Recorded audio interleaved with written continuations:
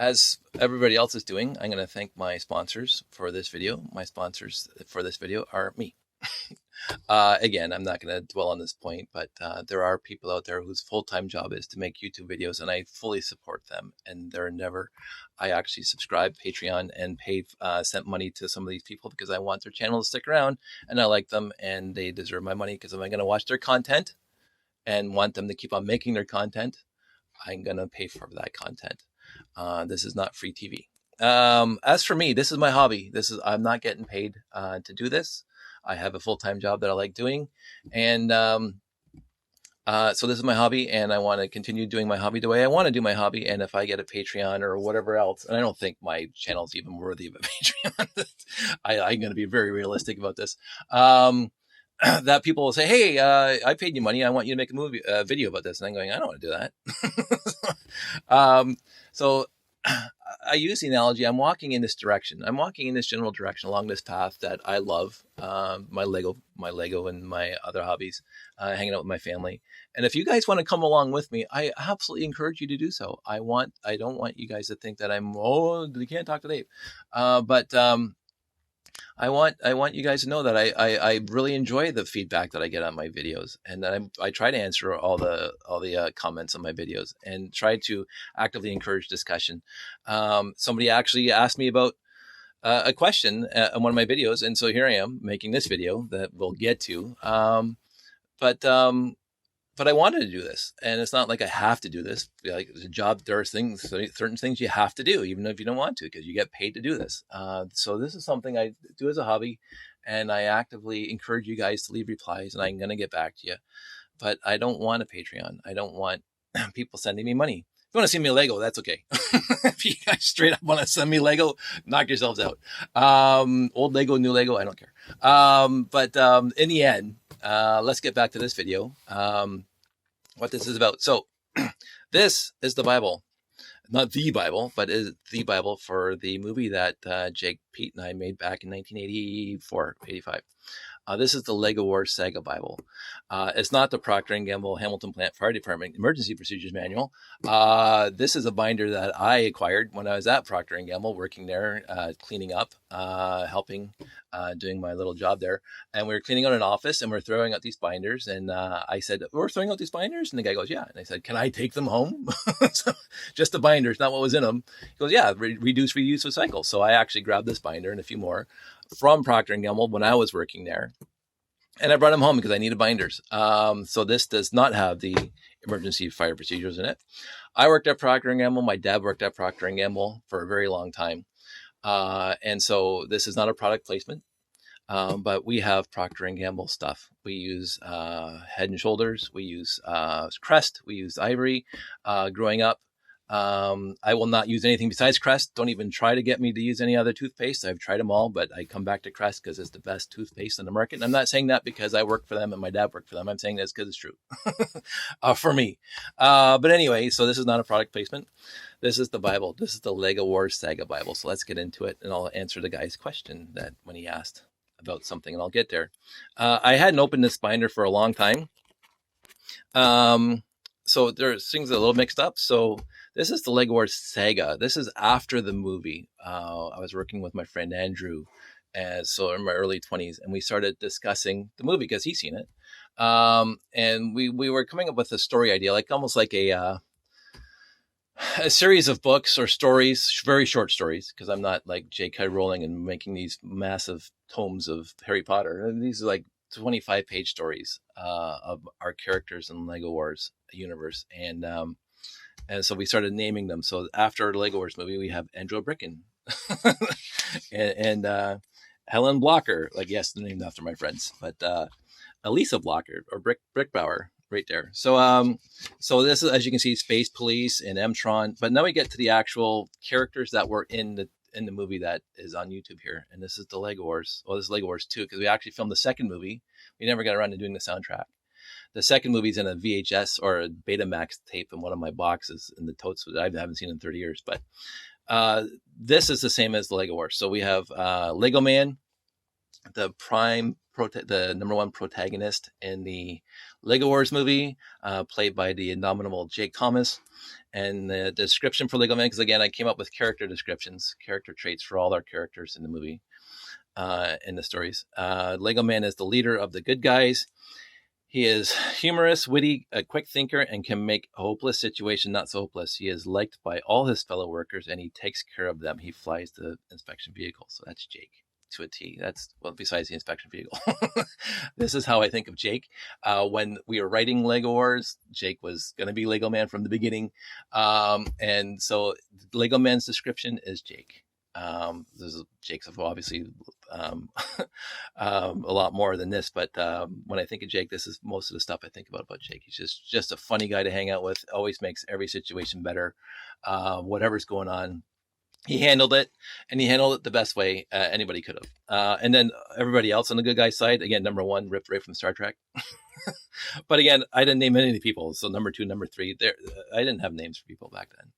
So number one was the second in command, blah, blah, blah. So Jake played the voice of Lego Man, and I played the voice of Dark Dude, and we'll talk about that a little bit. Dark Dude, it was a character name because the guy wore a black suit. That's it. That was the extent of, looking back at it now, 35 years later, it was a stupid name to call the guy.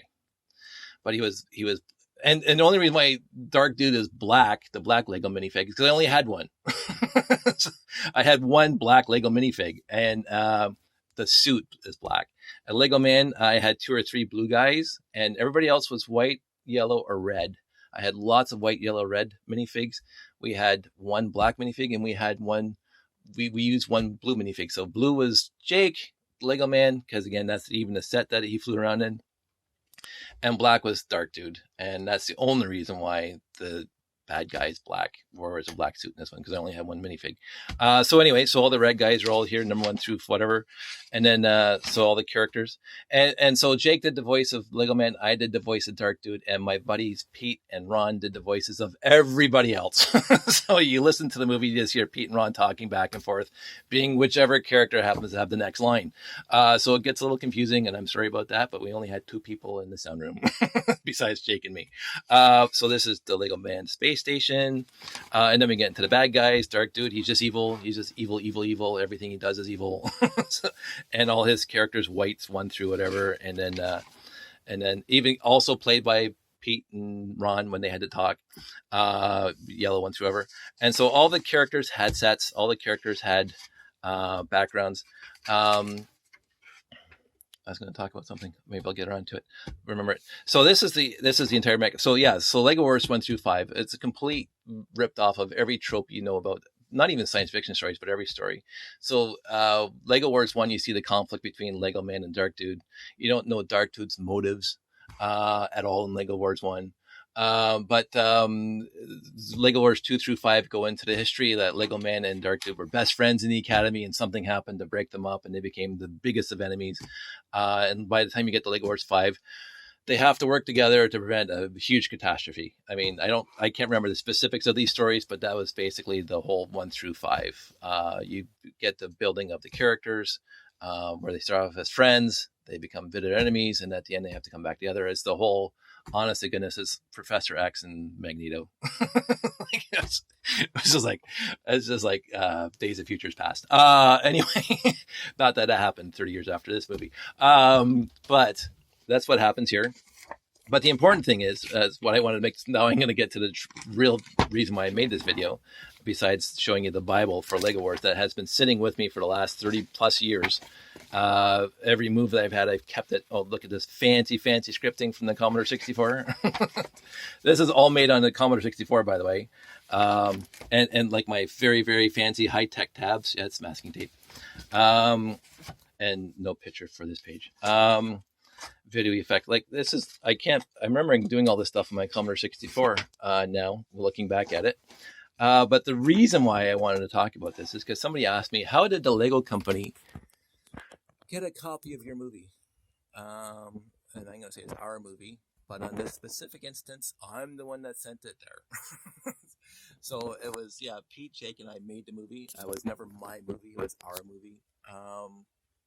It always was our movie and always will be our movie. But specifically when it comes to sending the movie copy to the Lego company, it was 100% me. And this is how it started. So we finished the movie. We showed it at school. People liked it. So upon completion of the movie, blah, blah, blah. This is me giving the background. And this is what I did back then. I did a lot of typing. so, so this is the synopsis of what happened here in the next bunch of pages. But letter number 1 is me sending a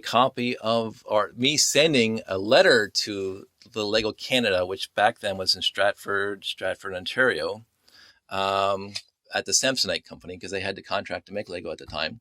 That's 1980, what years? 1986. So I was 19. So I sent the letter to the LEGO Canada, Stratford, Ontario, and I said, "Hey, we made a movie."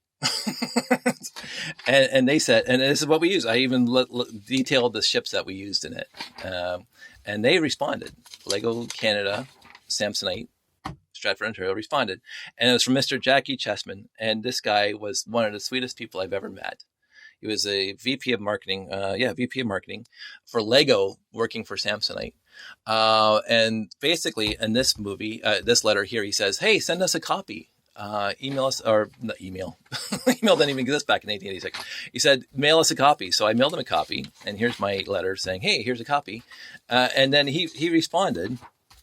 I don't know if maybe I'm getting a little confused here. No. So he also called me and he says, "Why don't you come down for a visit of our Stratford facilities?" And so I'm 19 years old. I have my license. I have my full driver's license. You can't get that when you're a kid now, but you have to go through your graduation. But back then, forget those tangents. I drove out to Stratford, Ontario one afternoon. And I was already left high school. I think I was in college. And I drove to Stratford, Ontario on a Tuesday, say. And Jack met me at the door and he gave me a full tour of the facilities. And it was utterly fantastic. It was one of my most highlighted and beautiful memories of this hobby, the specific hobby, is Lego hobby, is taking a tour of Lego being produced at Stratford, Ontario by Samsonite at that time. Since they moved to Buttonville, and that's whatever. But back when Samsonite was doing it back in 86, Jack met me at the door and he gave me the big tour. And then I got some swag. He gave me some swag. Very nice. And I still have it today, books and stuff. It was very sweet. He was such a great guy. And then he goes into, like, we're sitting in his office at the end of the tour. And he says, what we did, Dave, when we received the movie that you guys made, I watched it first, and then I set it up in the boardroom, because back then it's VHS. You remember those things from school where for us that are our age, those big huge consoles, those platforms with the wheels on it, and you have the big huge VHS tape, and then you have the big huge CRT on top. So you wheels of that into the boardroom, and everybody from the plant was invited to come and watch this movie. Like everybody, whoever's the floor sweeper, everybody was invited to come and watch this movie, and everybody loved it. And when I was given the tour of the molding machines making Lego, Jack would introduce me to hey, John Doe, this is the kid that made that movie. And he'd jump off his little platform, he'd come down and he'd shake my hand, and he says, "You guys did a fantastic job. That was such a wonderful movie. I wanted to show my kids." Like, this is the enthusiasm that I expected. Honest to God, it was from it's a piece of crap movie. I'll be straight with you. I'm not saying that it's like War and Peace or Star Wars. It was a bunch of kids on a pool table making this movie. But it was fun, and we wanted it to be fun, and we said it was going to be fun. And of course, nobody was doing it. Like, I didn't know this, but there were other people making frame-by-frame animations Lego at the time. But it got to Lego Stratford, and the people were just out shaking my hand, and they're just like so enthusiastic. And I wanted to show my kids, and I said, Lego should be doing this, which is why I made the movie in the first place. Lego should be doing this, not me, not my movie, but Lego company should be getting into making videos or movies. Of course they did. I'm not saying that I gave them the idea, because I'm sure they had the idea well before me, but I didn't know at the time. I was 18, 19 at the time. Anyway, so Jack was great. The guys on the floor were great. They were just so enthusiastic. And then Jack says, "What I'm going to do, Dave, is I'm going to ship your copy of the video off to Denmark." And I said, "That's perfectly acceptable. That's fantastic." I know I'm not looking for anything. I'm not looking for like a pat in the head or like a money, as I said earlier. But hey, here's an idea, Lego, run with it. So he ships it off to Lego. So Jack ships it off to Lego, and then so this is Jack's letter, and then this is my letter back to Jack with the video and blah blah, and then they have the tour. And then, sincerely me, yeah, blah, blah. My letters are so boring. and then I get a letter from Denmark, all the way from Lego, Denmark. It comes from Billund, 1987. And in this letter, again, this is from one Ms. Harriet Lassen, seems like a nice person. Basically, it's a cease and desist letter. And I'm not going to fault them. This is straight up. We were 15 years old when we made this movie. Didn't have a huge concept about copyrights. Fully understood. Our main character is called Lego Man. 100% for me. I created the character. Jake voiced him, but that was like the name we gave him was Lego Man. Of course, we couldn't call him Lego Man in a movie that we're going to use for production. Of course, we couldn't use, like, you watch the beginning of the movie. It has the Lego logo that we made on the Commodore 64. It has Lego logo, and it's a new toy every day, which is their trademark back then. It was their trademark. And one of the things that Harriet sent me along with this letter was a booklet about trademarks and the Lego history of trademarks. And I read through that and I go, oh, I should have known this before I made the movie. This wasn't the purpose of the movie. It says here, you can't sell the movie. You can't make a profit off the movie. Blah, blah, blah. Fully understood. Yeah. And I felt stupid. I really did. You claim no rights to these marks by blah, blah. No, and I fully understood, and I felt stupid. Anyway, so I had to write back, signing a piece of paper saying that we weren't going to use this movie to make profit for any money, and we're not. And that I understand that they have trademarks that they have to keep, and I fully support that, by the way. We also got hit from a bunch of studios. Because, of course, if you watch the movie, you'll hear Back to the Future, you'll hear the Terminator, you'll hear a lot of Star Trek movie music, because I just grabbed all my records from my record collection, which back then were just all soundtracks to movies that I loved. Top Gun is in there, and that's when we made the audio portion of the movie. We just kept on adding all these tracks from all these various movies, and so they hit us as well, saying that you cannot use this for profit, and then we never did, and we weren't going to. So this is how Lego Denmark got a copy of my movie. And I'm again, will never fault them at all. This is, thanks, basically saying there's a sign off that we'll never use it. So they're all happy. All the lawyers are happy. And there's some pictures at the end that made on my fantastic Commodore 64. This is the Dark Doom-mobile. Back in the day, this is a pixel by stud representation of Dark Doom-mobile, and they actually made plans well before LDD. Every layer on some some Commodore computer file somewhere has every layer built. But anyway, that's a whole tangent. So specifically about the movie, now that you guys know how our movie ended up in Lego Denmark and how the legal department came after us, and again, no fault there. I want to talk about a few other things. So we just had the idea, Jake and I. So this is where my memories come in. And it was, I know I can be a bit of a jackass sometimes and not realize that I'm being a jackass. I just get so overwhelmed with my emotions that I'm not really. So I believe that at certain points of making this movie, I wasn't the best guy in the world. Straight up. I don't know if Pete remembers that. I don't know if Jake remembers that, but I remember specific portions of the movie making that I was just becoming a bit of an insolent prick. But overall, what I do remember overall is the fun that we had and the good times that we had and the sheer joy of making this movie, even making the paper mache layout of the moon on top of the pool table, on top of cardboard so it wouldn't wreck the pool table, getting the video camera. So Jake's dad rented the video camera for us. It was a VHS camcorder. Actually, I think it was a Betamax camcorder, which was able to do frame by frame animation. The issue for us was that we couldn't edit it afterwards, the video. So we had to film the entire movie sequentially, including the Commodore 64 opening graphics make the movie, and then the end credits all had to be filmed in sequence. We could not go back and edit out scenes or edit in scenes because we had no video editing software. There's a few times in the movie you can see that there's a snippet of a flash of something completely disjointed, and that's because we saw a mistake and we tried to fix it by rewinding the tape and quickly putting something in there. Didn't work too well. But we did it over one weekend, the actual videoing, Saturday, Sunday, one weekend in May, I think it was, on our pool table. And that was Jake, me, and Pete. And thankfully, so what happened was that Jake and I sat down originally, and we both had a love of Lego, and we said, let's make a movie, and let's combine our Lego sets and grab other people's Lego sets and make this movie. And 100% on board, Jake, right off the bat. Let's get 100% on board. Jake said 100% on board.